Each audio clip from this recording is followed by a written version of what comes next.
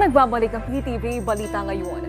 Patuloy ang pagdating ng mga deboto sa Quiapo Church ngayong bisperas ng traslasyon ng Itim na Nazareno. Kamustahin natin ang sitwasyon doon? May report si Ryan Resiges live. Ryan? Naomi, katulad nga ng pagdagsa ng mga deboto dyan sa Quirino Grandstand, tuloy-tuloy nga din yung pagdating ng mga deboto dito sa Quiapo Church. Kaya't walang patid din yung paghihigpit ng seguridad ng mga otoridad.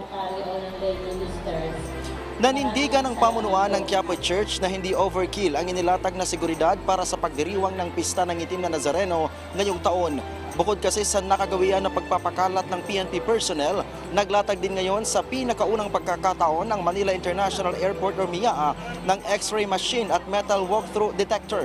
Paliwanag ng Quiapo Church, katuwang nila ang national government at yung paglalatag ng seguridad. Tiwala din daw ang simbahan sa kanilang hangarin ng kaligtasan ng milyong-milyong deboto na magtutungo rito.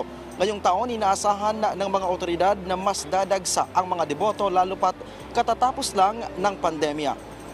Naomi, batay sa monitoring ng OTS na nangangasiwa dito sa X-ray machine na inilatag o inilagay dito sa may bungad ng Quiapo Church, meron na silang mga nakukumpiska katulad ng mga balisong at yung mga bala na sinasabing ginagamit sa kanilang anting-anting. Nasa 8 balisong na so far yung nakukumpiska ng mga otoridad at 4 na bala na ginamit daw na anting-anting. Lahat yan ay nakumpiska na at hindi na maibabalik doon sa mga may-ari, habang yung mga nakuha na naman ng mga ipinagbabawal na kagamitan na yan ay pinatuloy pa rin naman sa loob ng simbahan. Sa ngayon, now ay nagsimula na yung unang misa doon sa 33 misa na bahagi na ng pagdiriwang ng kapistahan ng Itim na Nazareno at magtutuloy-tuloy na yan oras-oras hanggang bukas na yan. Naomi.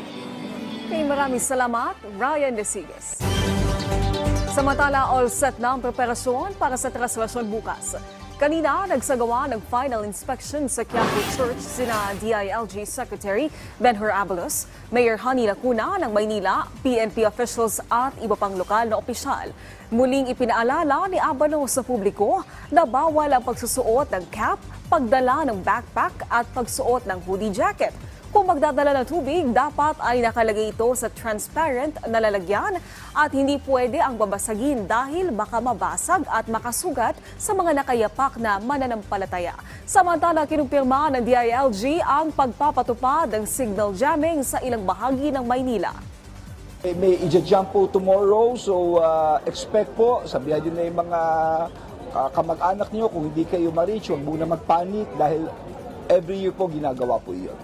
Okay, this is all for everyone's safety and convenience.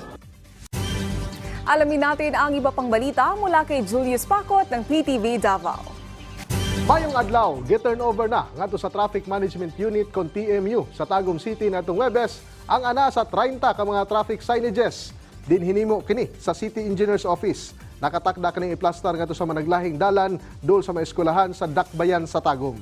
Tumong sa pagbuhat sa mga traffic signages nga mamahimong hapsay ang trapiko ingon man alang sa kaluwasan sa publiko, ilabi na sa mga estudyante sa matag tulungaan. Samtang ug mga adlaw paghahimo na ikasyam nga kapistahan sa Nuestro Padre Jesus Nazareno dinhi sa Archdiocese sa Davao City. Paghahimuon ang kapistahan sa Poong Nazareno sa Our Lady of Piña Francia JKK Chapel da sa Deca Homes Esperanza, Tigato, Buhangin, Davao City. Niatong Sabado, ibalhin ang opisyal nga replika gikan sa Deca Tigato Chapel padulong sa San Alfonso Maria de Ligori Parish sa Mandug ug magpadayon ang misa nobinaryo sa maong parokya hangtod kagahapon sa alas 6 sa hapon. Sa Enero 9, 2024, ang adlaw sa kapistahan sa Poong Nazareno din adunay paghahimong solemn traslasyon procession gikan sa San Alfonso Maria de Ligori Parish Mandug pabalik sa Our Lady of Piña Francia JKK Chapel sa Deca Tigato alas 8 sa buntag. Pagkahuman sa mong prosesyon adunay paghahimong Misa Nazareno o Fiesta Mass alas 10 sa buntag ug alas 6 sa hapon diha sa Our Lady of Piña Francia JKK Chapel sa Deca Tigato.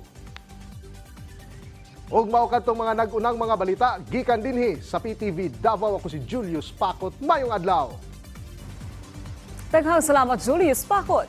At yan ang mga balita sa oras na ito. Para sa iba pang update, i-follow at i-like kami sa aming social media sites at PTVPH. Ako po si Naomi Tiburcio. Magandang hapon.